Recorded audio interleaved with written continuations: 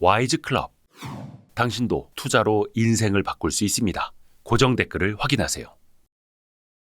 그래서 이런 아이디어를 통해서 여러분들께서 전기차 시장이 커갈 때 수혜를 낼 수 있는 게 의외로 많아질 수 있는 거고, 중요한 건 이런 아이디어는 중국을 봐야 가능하다. 왜냐하면 전 세계에서 유일하게 보급이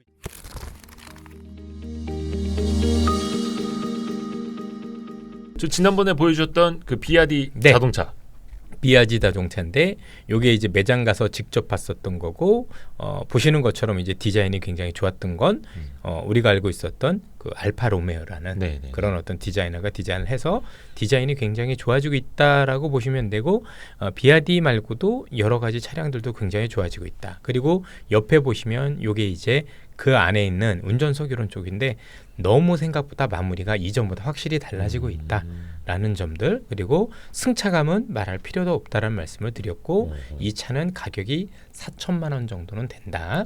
그리고 우리나라에서 제일 싼, 물론 아주 제일 싼은 아니지만 네. 거의 저가에 해당하는 게 니로인데, 네. 니라라는 자동차가 5천에서 5,500만 원 정도 하기 때문에 가격을 비교해 보시면 니로는 역시 우리로 얘기하면 굉장히 저가형 차죠, 확실히. 네네. 그래서 아마 현대에서도 보급형으로 한 건데, 얘네는 보급형도 아니고 훨씬 더 좋은데 이렇고 주행 거리도 굉장히 길었다라는 부분을 다시 한번 말씀을 드리도록 합니다. 네. 그리고 요건 이제 그 옆에는 이제 SUV인데 요건 이제 모델? 시승을 이렇게 해본 거죠, 그죠? 네, 잘생긴 모델이 하나 있었다. 네. 왠지 모르게 이렇게 잘생긴 사람이 중국에도 있느냐 얘기하신 분이 있는데 그렇다라고 보시면 될 것 같고요. 요 안에도 역시 이제 내부적으로 보면 같은 차죠. 예, 확실히 이전에 비해서는 참 많이 고급져졌구나라는 것들을 많이 느끼실 수가 있을 것 같습니다. 네. 어쨌든 이 비아디라는 자동차의 가장 큰 의미는 네. 이 차가 잘한다 안 한다가 아니라 이 회사 자체가 중국에서, 아니 전 세계에서 유일하게 배터리, 모터, 인버터, 그다음에 차까지 같이 만드는 유일한 회사다라는 거죠. 네. 그래서 이 회사는 다른 회사에 비해서 어떤 아이디어를 많이 가지고 있냐면, 본인들이 일체형으로 다 만들다 보니까 어떻게 하면 배터리를 이 차에 최적화하지, 예. 이런 것들에 대한 노하우가 생기기 시작한 자동차라고 보시면 될 것 같습니다. 분명히 배터리만 놓고 보면 한국이 중국보다 훨씬 더 우수하다라고 말씀을 드렸는데, 그렇죠. 얘네가 그 떨어지는 배터리를 가지고 성능을 올린 회사가 바로 이 회사입니다. 최적화를 네, 통해서. 최적화를 통해서. 아무래도 여러분들 같은 거래도 우리 뭐 소프트웨어 이런 것도 써보시면 네. 기계하고 우리가 소프트웨어하고 최적화됐었을 때 더 좋은 효능을 발휘를 하잖아요, 그죠? 네, 네. 각각의 성능이 좋아도 서로 안 맞으면 발휘가 안 되는 것처럼 사실 최적화하면서 뭔가 달라진 회사다라고 보시면 될 것 같고, 네. 다만 중국에서 제일 지금 문제가 되고 있는 거는 이런 차량이 팔리고 있다라는 게 중요한 게 아니라 올해 중국에서 제일 많이 팔린 자동차 제대로 된 것들 중에서 홍광 이런 애들 말고요, 홍광 미니라고 그래서 골프 카트 같은 차가 있어요. 그럼 약간 더 저가. 아이고 그냥 많이 저가요. 그냥 1,000만 원짜리 차인데 네. 100km도 뭐 제대로 가나 마나 그렇고, 옛날에 우리가 봤던 티코보다도 더 작아요. 아, 그래요. 티코는 잘 모르시겠죠. 요즘 모닝이란 자동차 아십니까? 네네, 경차. 모닝보다도 훨씬 더 작습니다. 예, 그건 진짜 우리로 얘기하면 그냥 출퇴근할 때 몇 킬로 가는 정도인 거지 제대로 된 전기차라고 보기는 어렵다라고 보시면 될 것 같고요. 네.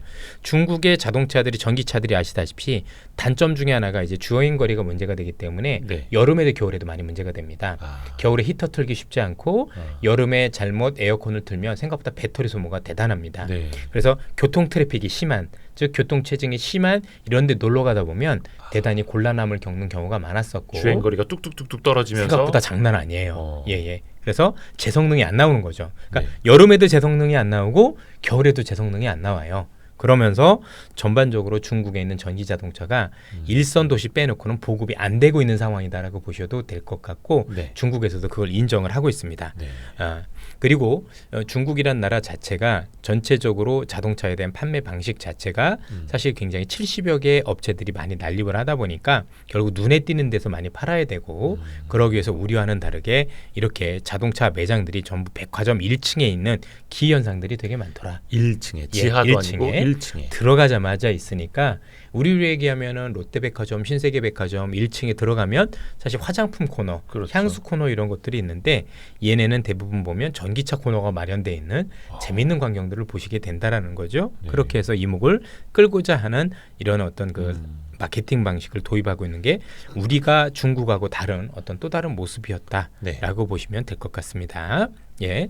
그래서 이거 지금 보시는 것처럼 각각의 전기차 매장들을 전체적으로 다 돌아본 거다라고 보시면 될 것 같고, 그래서 많은 차들을 경험을 해봤고 많은 것들을 경험을 해봤지만 중국이 지금 딜레마에 처해 있는 것들 같은 경우는 기본적으로 가격이었다. 가격. 예, 이제는 살 사람은 중국에서도 웬만한 사람들 다 샀습니다.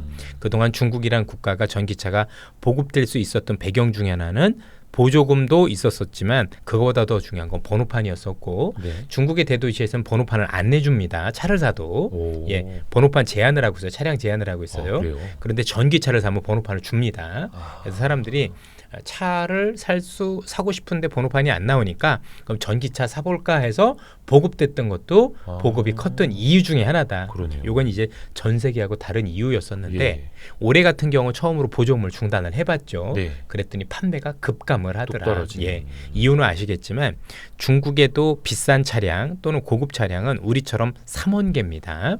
NCM 네. 예, 이렇게 해서 근데 문제는 그 차들의 가격이 너무 비싼 거죠. 근데 중국인들이 아무리 잘 산다고 하더라도 소득 수준 자체가 여전히 한국보다는 못하기 때문에 물론 네. 일부 대도시들은 우리보다 잘 사는 경우도 없잖아 있습니다만 네네네. 그 사람들의 소비는 이미 됐다라고 보고 이제는 흔히 우리가 아는 제대로 된 중국인들이 사야 되는데 그 중국인들이 뭔가 이 차를 사기에는 가격적으로 너무 맞지 않다 보니 실제 안 팔렸다라고 보시면 될 것 같고요. 그나마 팔린 아까 말씀드렸던 비아디 자동차도 많은 분들이 아는 것과는 다르게 네. 전기차가 많이 팔린 게 아니라 판매 순위 1, 2위 거의 대부분 하이브리드였었습니다. 아. 예. 하이브리드를 순수 전기차로 얘기하기는 어렵죠. 네. 그러니까 쉽게 얘기하면 우리가 아니기는 충전하는 그 하이브리드가 아니라 네. 그냥 뭐 가면 저절로 되는 네네네. 뭐 일본 제품들이 주로 많이 그렇잖아요. 그렇죠. 그래서 그 차가 많이 팔렸다. 그래서 그렇게 보면 아 순수하게 요즘 뭐 비아디가 정말 잘 치고 나가서 네. 꼭 전기차가 팔린 것만이다라고 보기는 어렵지 않느냐라는 네. 어떤 고민도 할 수가 있을 것 같습니다. 아. 예. 자, 그래서 보시는 것처럼 중국에서 제일 문제됐던 게 예. 이게 이제 바로 코로나 직전에 일어났던 일인데요. 얘들이 전기차를 끌고 이제 나들이에 갔던 거예요. 네. 근데 여름이었었거든요. 국경절이라고 해서 더워 죽겠죠. 네. 그래서 에어컨 틀었다가 작살이 났어요. 다 방전돼가지고 난리가 난 겁니다. 멈춰서고. 네, 거의 모든 차들이. 그래서 보시면 아. 몇몇 차주가 전기차 충전기 한다 놓고 몸싸움을 벌인다. 아. 차주 한 명은 전기차 충전기를 뺏기지 않으려 아예 충전기 케이블을 온몸에 꼭 껴안고 바닥에 들어 놓았다. 예. 그렇죠? 자, 고속도로에 꽉 찬 가운데 일부 전기차 차주들은 더운 날씨에도 배터리가 다를 거로 우려해서 에어컨 못 틀고 도로변에 앉아 바람을 쐬고 있다. 이런 어이없는 일들이 많이 벌어졌고 이게 차들의 모습이다. 그래서 얘들이 국경절 연휴 교통체증보다 전기차 배터리가 닳아가는데 충전할 것이 없다는 게 가장 짜증이 났다며 4대 충전기 앞에서 무려 20대 차량이 줄을 섰는데 그때 절망감이란 말을 필요 없었다. 왜? 얘네는 완속 충전이기 때문에 몇 시간씩 거들이면 이게 20대씩 줄지어 있으면 그날 충전 못할 수도 있는 거예요. 한 대당 한 거기서 시간만 가지고. 잡아도 그렇습니다. 20시간을 기다려야 예, 예. 되는. 이런 어이없는 일들이 일어나 보니까 중국에서 일선 도시 빼놓고는 사실상 전기차 보급이 그냥 사실상 안 되고 있다라고 보셔도 되고 아예 부자들 중에서 자기가 직접 충전소를 설치할 수 있는 정도 애들은 모르겠지만 아닌 거죠. 그래서 우리도 이를 통해서 우리가 확인할 수 있는 바는 결국엔 군대가 전진을 할 때 항상 보급이 따라와야 되는 그렇죠. 것처럼 예. 미국도 한국도 그다음에 다른 국가들도 전기차 보급이 좀 더 가속화되기 위해서는 현재 충전소 보급이 굉장히 시급하다라는 어느 점을 나라든. 말씀드렸습니다. 어느 나라든. 예, 그래서 최근에는 여러분들 그 전기차와 관련해서 충전소 이슈가 굉장히 크게 나오고 있는 게 최근에 테슬라와 관련해서 네. 테슬라 충전 방법과 관련해서 GM과 포드가 하겠다. 이게 굉장히 큰 의미들이 있다라고 보시면 될 것 같습니다. 거의 이제 테슬라 밑으로 헤쳐 모여. 해초 모여가 되고 있는 거죠. 테슬라의 방식이 네. 세계 표준이 표준이 될 수도 되고 있는 되고 있다라고 봐야죠. 예. GM 포드까지 했으면 우리나라도 우리 스스로 방식을 할 수는 없습니다.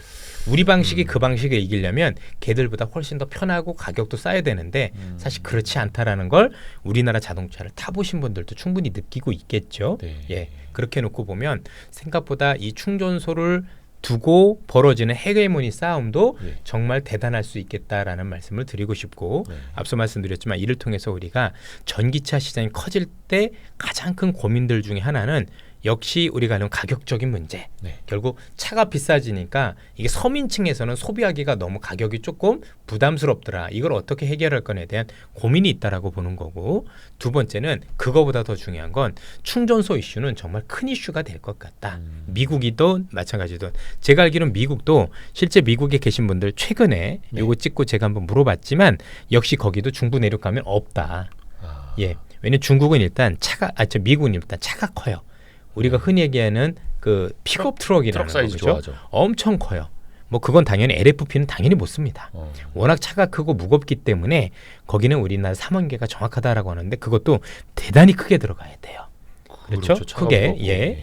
그렇게 되면 일단 차값이 이게 비싸지죠. 비싸지는 고민도 있고, 두 번째는 얘네들은 어디 가도 되게 거리가 멀잖아요. 미국은 그래서 땅덩어리 크니까. 짧은 배터리 주행 거리 가지고는 택도 없다. 그렇죠. 결국 미국이라는 국가 자체가 뭔가 가열차게 이런 어떤 것들이 유지되기 위해서는 우리가 알고 있는 충전 설비는 대단히 중요하다. 중요한 건 충전 설비의 다른 얘기로는 전기 시설이라고 봐도 되겠죠. 그래서 의외로 우리가 이런 어떤 문제에 부닥쳐서 그동안 전기차 배터리 관련주들도 너무 좋았고 네. 또 제가 볼 때는 앞으로도 기업별로 굉장히 좋은 모습을 보인다라는데 이견이 없지만 네. 약간 얌체같이 네. 이렇게 그와 관련된 전기 시설에 관련해서도 한번 눈을 돌려보는 것도 나쁘지 않지 않을까.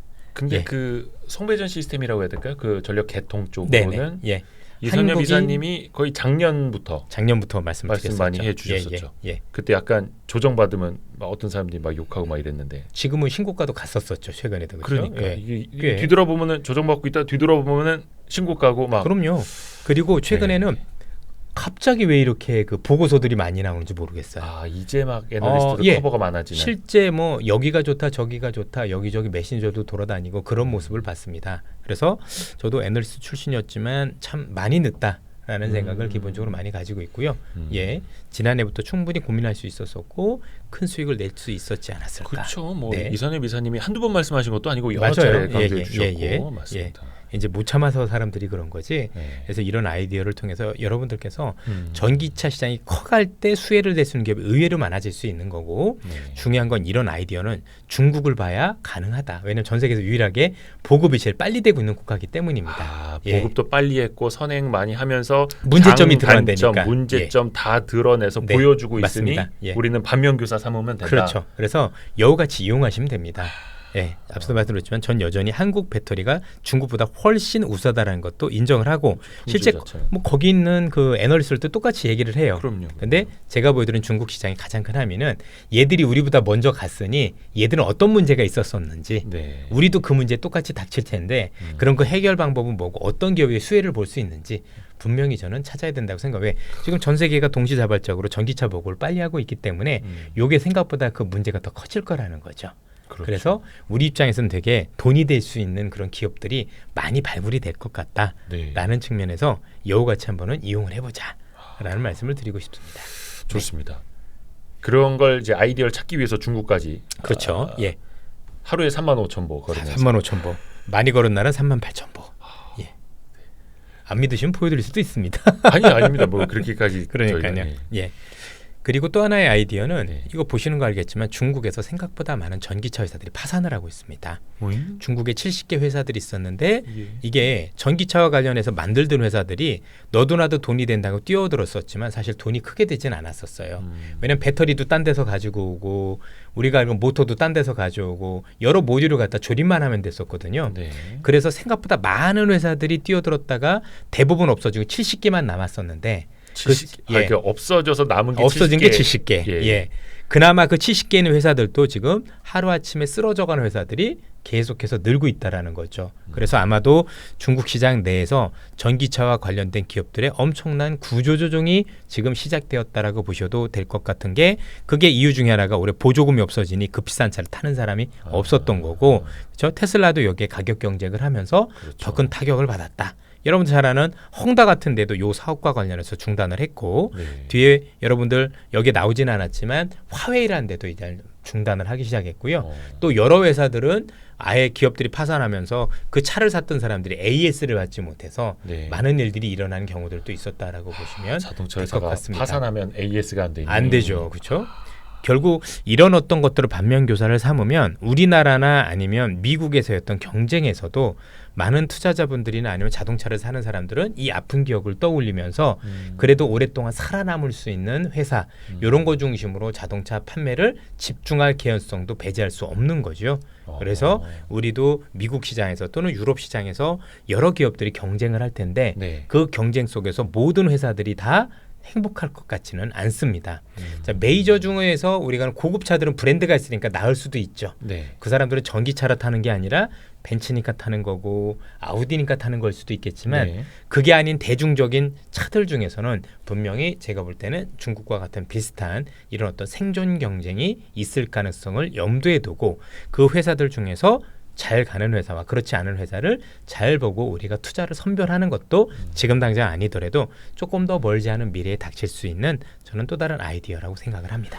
저 중국은 가격 경쟁 또 공급 과잉 예. 이런 것도 이제 먼저 보여줬고 맞습니다. 물론 다른 나라 시장에 다 똑같이 간다고 할 수는 없겠습니다만 우리가 가려서 봐야 될 것들을 그렇죠. 먼저 보여주고 네네. 있다는 측면에서 예예. 그래서 결국에는 보급형 차들 같은 경우는 성능도 좋아야 되는데 네. 누가 더 가격을 싸게 하느냐도 관건이 되겠죠. 그렇죠. 그리고 그 가격을 싸게 하는 방법을 어떻게 찾을 거냐도 고민을 많이 해야 될 것 같습니다. 배터리 가격을 낮출 건지 아니면 자동차를 더 싸게 만드는 방법을 택할 건지 이런 고민들이 기업들마다 있을 거라고 생각을 하고 네. 요 고민은 배터리 업체의 고민이 아니라 자동차 회사들의 고민입니다. 그래서 그 자동차 회사들의 생존을 위한 몸부림을 우리는 잘 지켜봐야 되지 않을까라는 생각을 가지고 있네요. 모든 자동차가 다 살아남는 시장은 분명히 아니다라고 생각을 합니다. 왜냐하면 지금 중국의 자동차 회사들이 지금 미국에 많이 진출되어 있잖아요. 네. 나스닥이나 이런데 그렇죠? 네네. 예, 여러 가지 회사들 그 회사들이 끝까지 갈 거라고 보기가 이제 어려워진 거죠. 그래서 혹시 중국 전기차 회사 투자하는 분이 계시다라면 조심하실 필요가 있겠죠. 그 안에서 없어질 수 있는 회사들이 생길 수도 있다는 점에서 볼 때는 그렇죠. 아주 주의해서 볼 필요가 있겠다라는 말씀을 드리고 싶습니다. 네. 예. 자, 그다음에 이제 화장품과 관련해서 지난번에는 제가 국내 ODM 업체들과 관련된 얘기를 드렸고 맞아요. 중국에서 중국 국내 업체라고 불리는 기업들이 올라오고 있지만 뒤에서 만들어주는 건 한국의 ODM 업체다라는 말씀을 드린 기억이 있습니다. 네.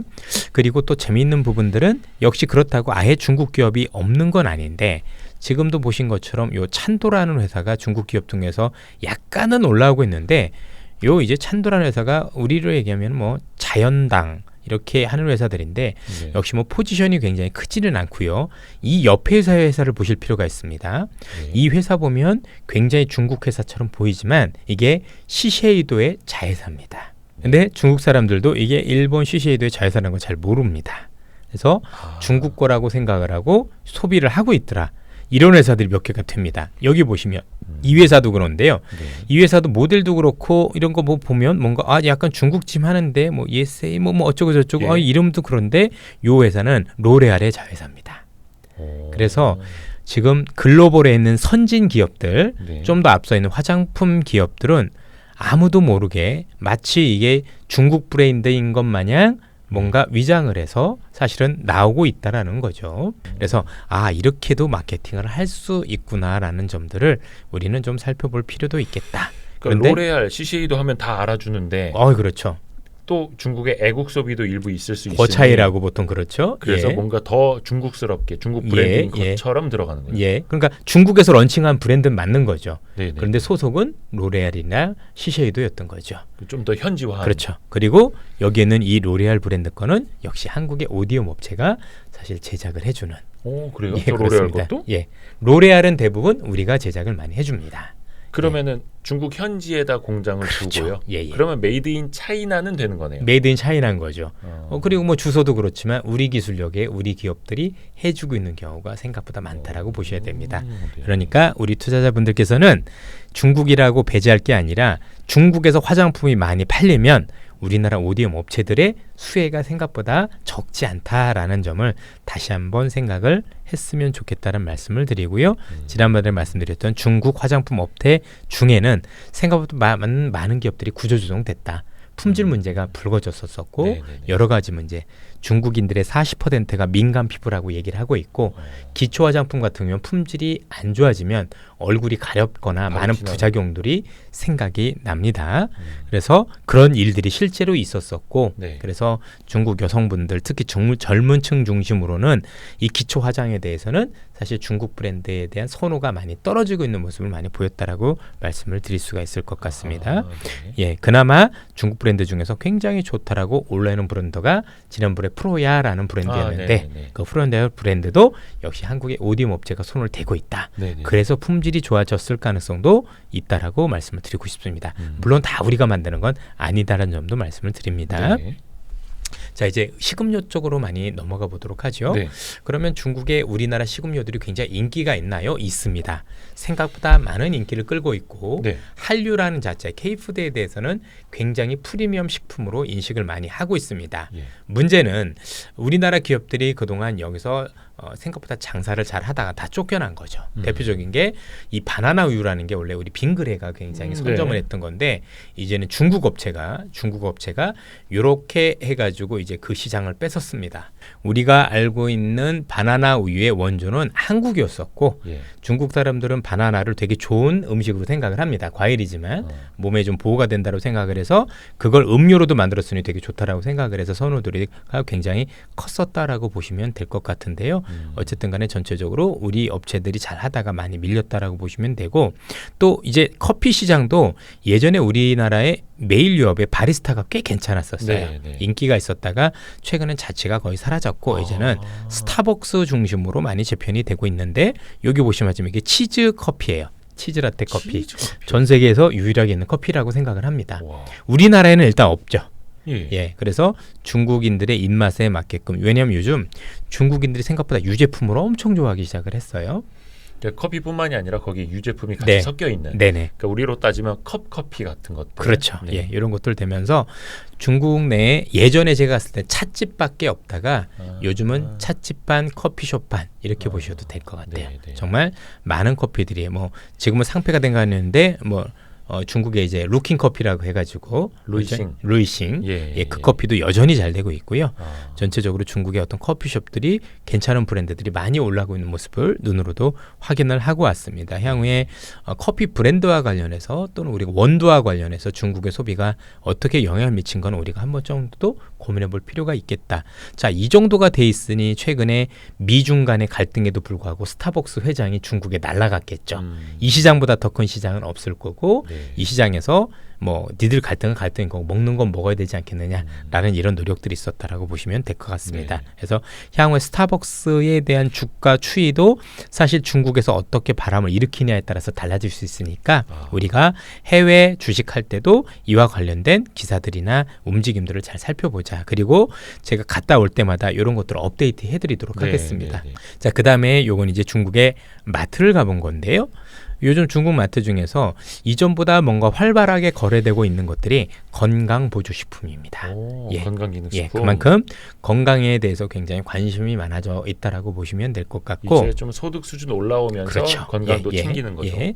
근데 이제 중국인들은 아무래도 이 건강과 관련된 보조식품은 우리나라는 비타민제들이 많죠. 네. 정으로 된 거, 그렇죠? 그래서 이제 알약 먹고 저도 이제 드신 날과 안 드신 날의 차이를 느껴보라고 해서 열심히 먹고 있는데 아직까지는 차이를 못 느끼고 있고요. 네. 잘 모르겠습니다. 네.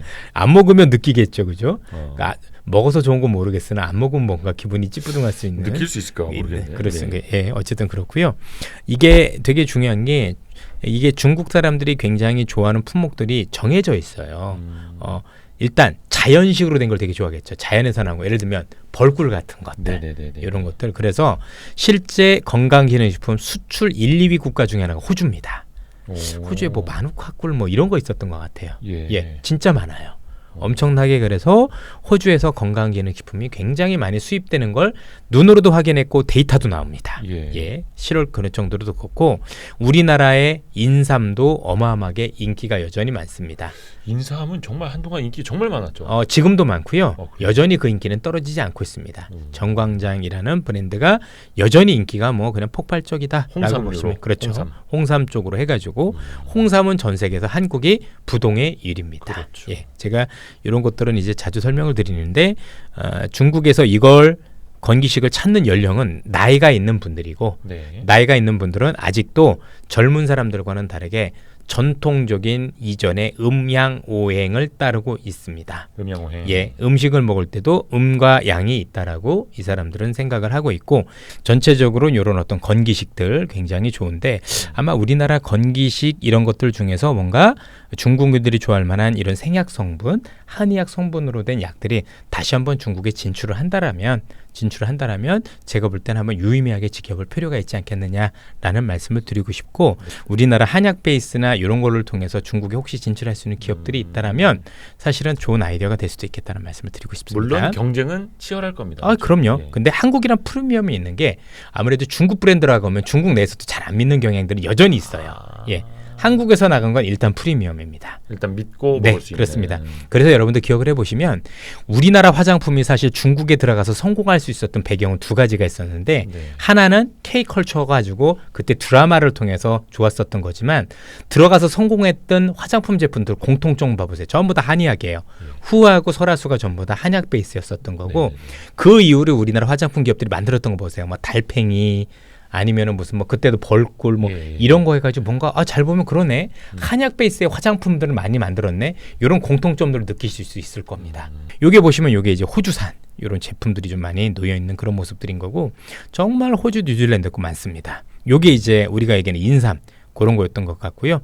역시 정관장은 인기가 많다. 자, 요거는 이제 중국에 있는 기업들 중에서 이제 지금 선별을 해본 건데 나중에 아닙니다. 이게 간장이? 소스입니다. 간장류고요. 어.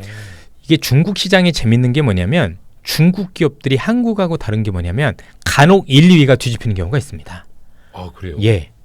야, 이게 그래서 이 엄청난 시장을 뒤집는 애들은 주가가 10배씩 올라댑니다.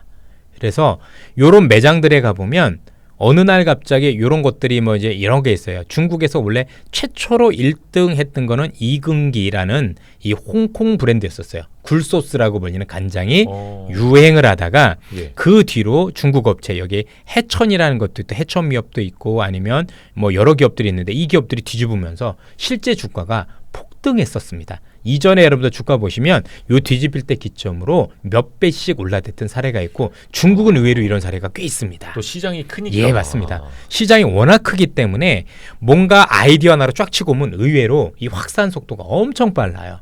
그런데 이거는 매장에 가보면 그 선호도를 금방 느낄 수 있어요. 그래서 이걸 바탕으로 해서 상하이 매장만 몇 개만 뒤져보면 그 순위 변화를 알 수가 있어요.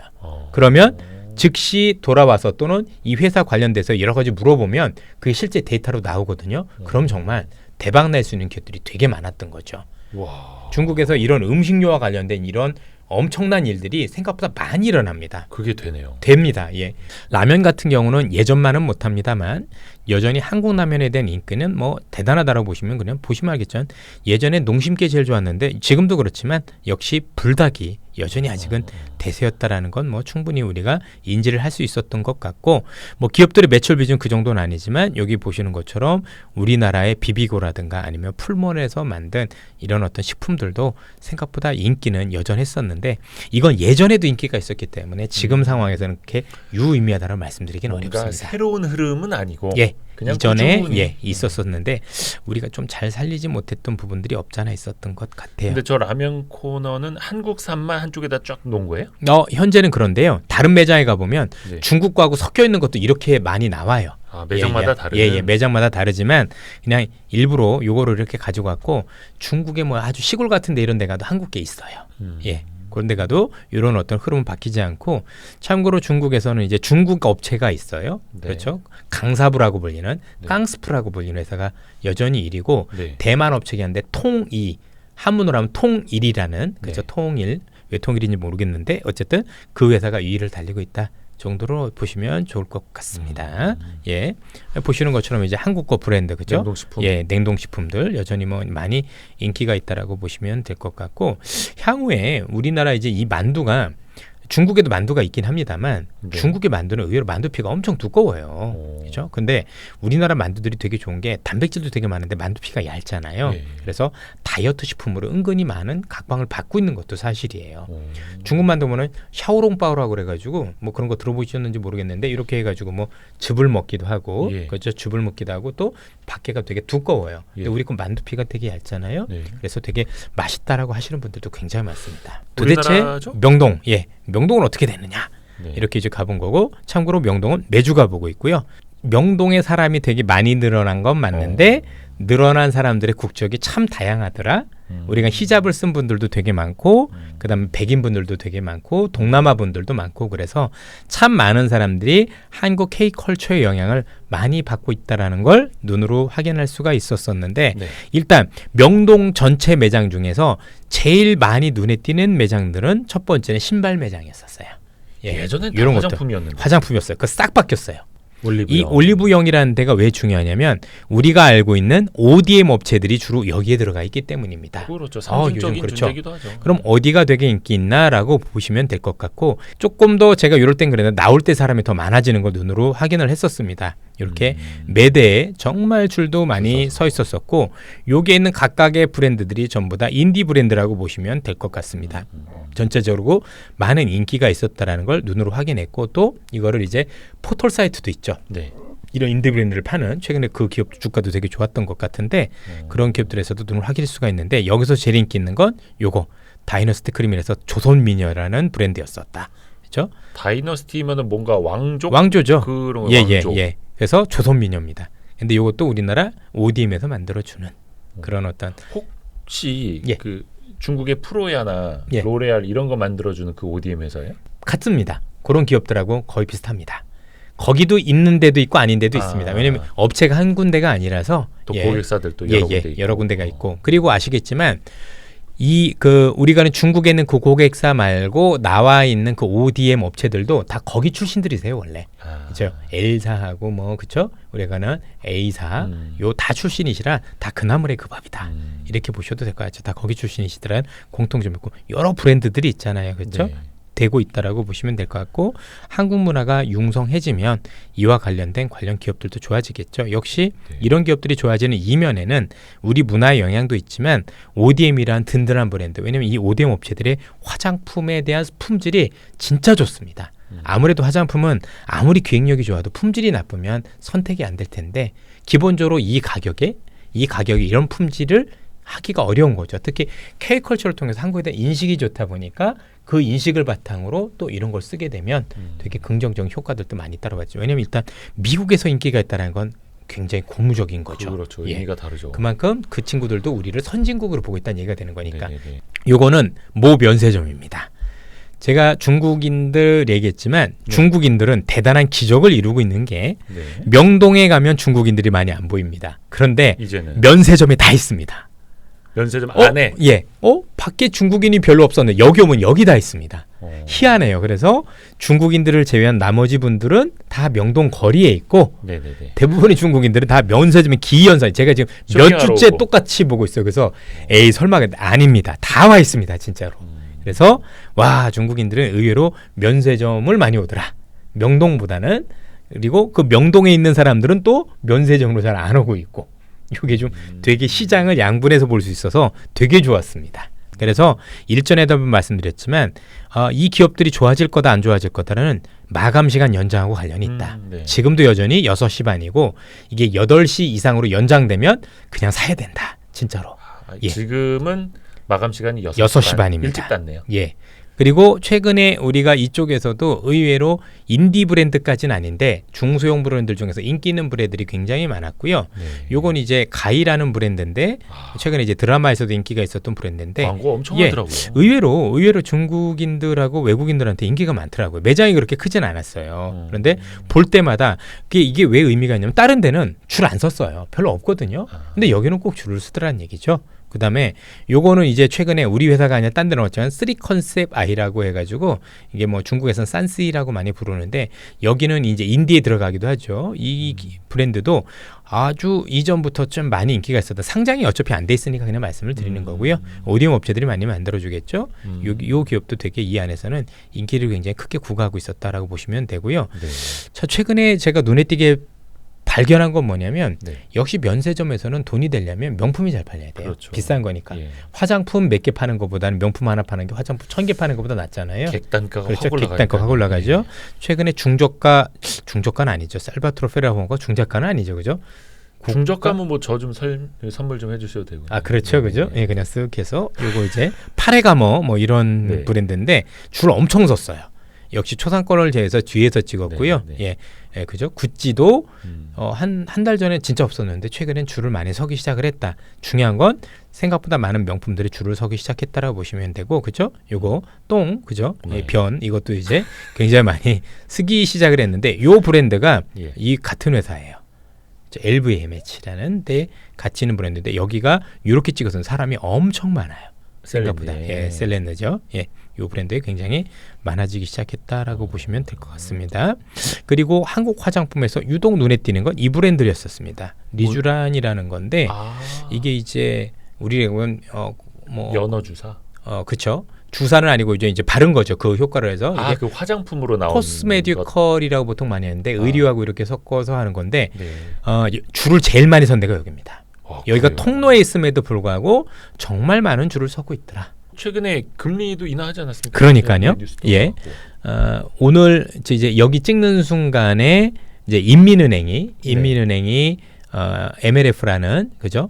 이 금리가 뭐냐면 인민은행 우리로 얘기하면 중앙은행이 일반 은행한테 돈을 빌려줄 때 적용되는 금리를 0.1% 포인트를 내렸습니다. 그러니까 사실상의 기준금리. 사실상의 기준금리는 그 밑에 있는 네. 다 기준금리는 다른 거고요. 네. 그런 요거는 LF 지금 요거는 자체는 인민은행이 시중은행한테 또 시중은행이 또 우리들한테 하는 금리는 아직 안 내렸는데 이것도 내릴 거다라고 보는 거예요. 이렇게 되면 이게 수순이에요. 네, 수순이에요. 그러면 이 자체적으로 금리를 내리면 한 번 내리진 않거든요. 네. 또 여러 번 부양 효과가 없으면 더 내릴 건데 그렇게 되면 항상 그렇지만 부동산이라는 건 금리가 내려가면 반응을 해요. 아. 금리가 올라가면 부정적으로 반응하고 내려가면 반응을 해요. 중요한 건 우리가 중요하게 봐야 되는 건 뭐냐면 중국의 경기 부양 의지가 있느냐 없느냐인데 의지를 자꾸 비춰줘요. 금리만 내리는 게 아니라 전방위적으로 소비를 진작시키려는 최근에 자동차와 관련된 지원 정책도 내놓고 여러 가지를 통해서 왜 다급하니까 앞서도 보여드렸지만 어렵잖아요. 너무 안 좋으니까. 경기가 어려우면 미중 간의 갈등에서 이길 수가 없어요. 네. 내가 힘이 있어야 여기서 갈등해서 싸우기라도 할 거 아니에요. 잘 싸우려면 나도 기운이 있어야 되는 건데 계속 기운을 빼게 되면 문제가 되죠. 일부분들은 중국이 디플레이션, 그러니까 디레버리징을 하는 게 아니냐, 빚이 많아서 그거는 개인은 그럴 수 있는데 국가는 안 그런 게 어느 국가든 빚을 갚을 때 디레버리징을 한 적은 없어요. 더 많이 벌어야 갚을 수 있는 겁니다. 결국 더 벌 수 있으려면 부양을 해야 되는데 그럼 여기서 질문이 있겠죠. 그 얘기 알겠는데 오래 안 하다가 지금 왜 갑자기 해? 네. 이런 질문이 있을 수 있겠죠. 시기적으로 왜 지금일까? 그게 그 이전에는 중국 사람들도 다 알고 우리도 아는 거지만 결국은 경기 부양이 되려면 부동산 시장에 유의미한 정책이 있어야 되는데 네. 그 정책을 쓰기에 결국 금리가 문제인데 미중 간의 금리 차가 문제였던 거예요. 실제 데이터로도 확인되는데 미중 간의 금리 차가 벌어지면서 즉 미국은 계속해서 금리를 올렸고 중국은 금리 방향이 반대였으면서 네. 이탈한 자금이 천문학적이에요.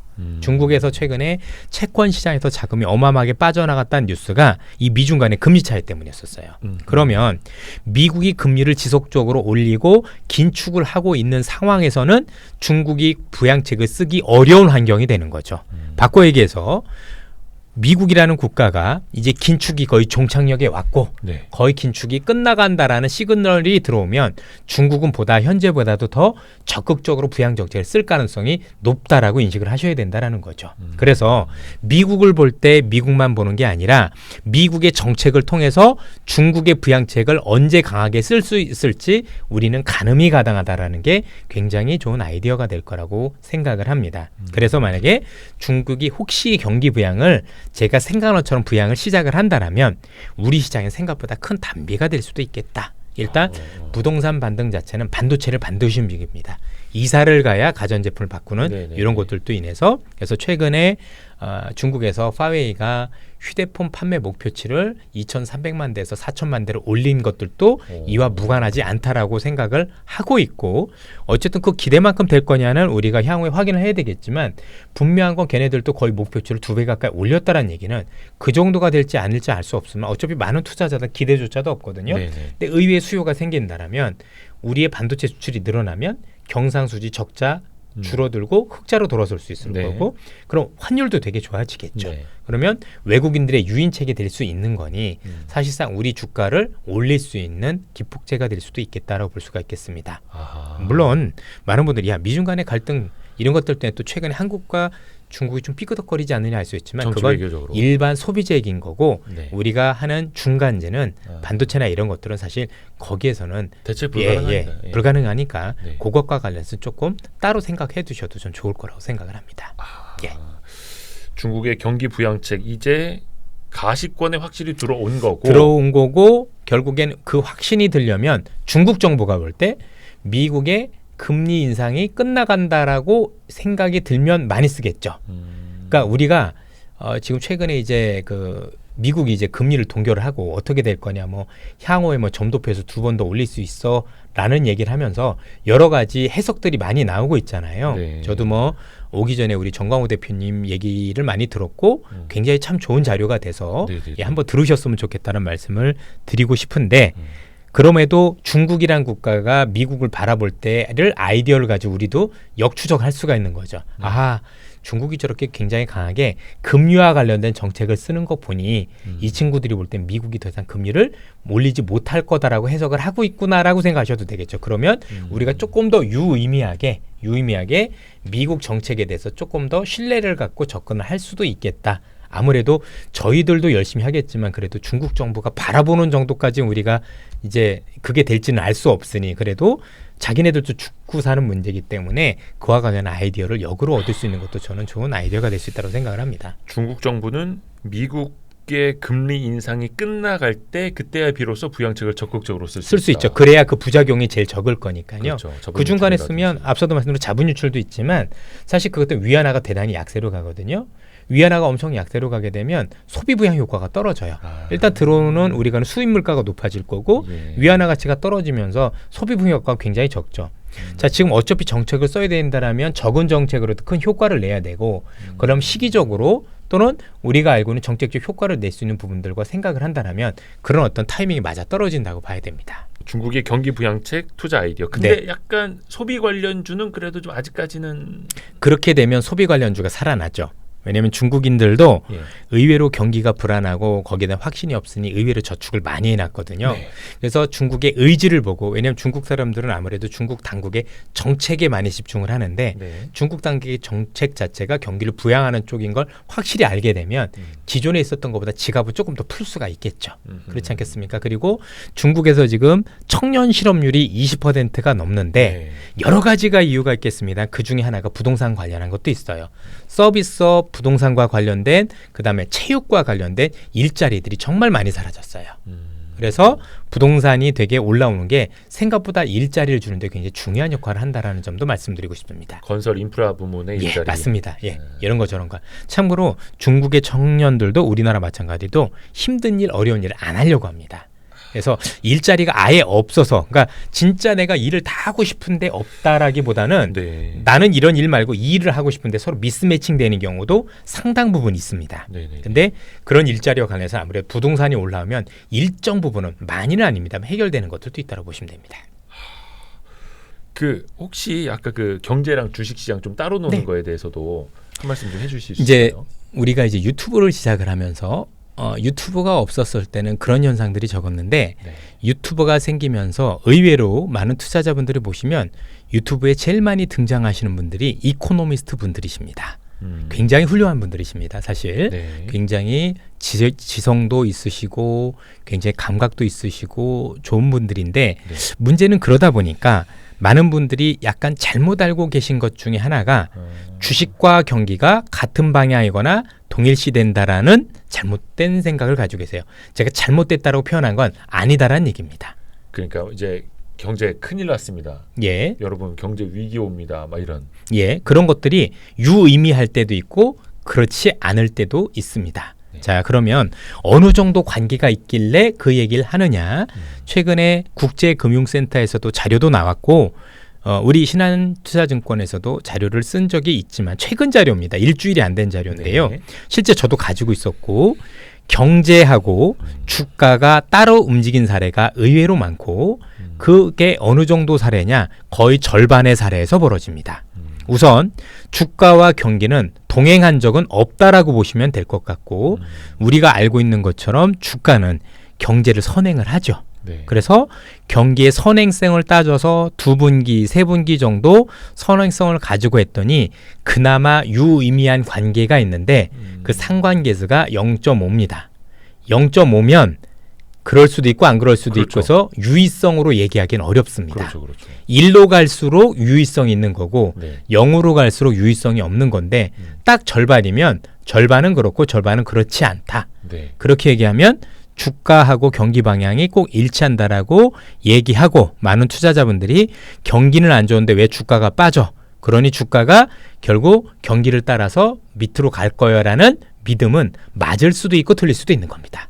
그게 그러니까 의미 없다. 예, 의미 없죠. 절반의 확률이라 잘 따져봐야 됩니다. 네. 예, 그러면 여기서 말이 되는 소리냐? 경기가 안 좋은데 어떻게 주가가 오를 수 있어? 네. 이런 얘기를 하실 수도 있는데 최근에 근래 2000년대 중후반으로만 해도 1990년대 이후로만 하더라도 5차례에 걸쳐서 그러니까 거의 대부분의 경우에서 그런 일들이 발생을 하고 있고요. 하고 있고 이전에도 그런 사례가 많았습니다. 그럼 왜 그렇지? 여기에 대해서 많은 이유를 대고 있는데 가장 큰 이유 중에 하나가 주가라는 게 경제를 대변하지 못한다는 게 가장 큰 겁니다.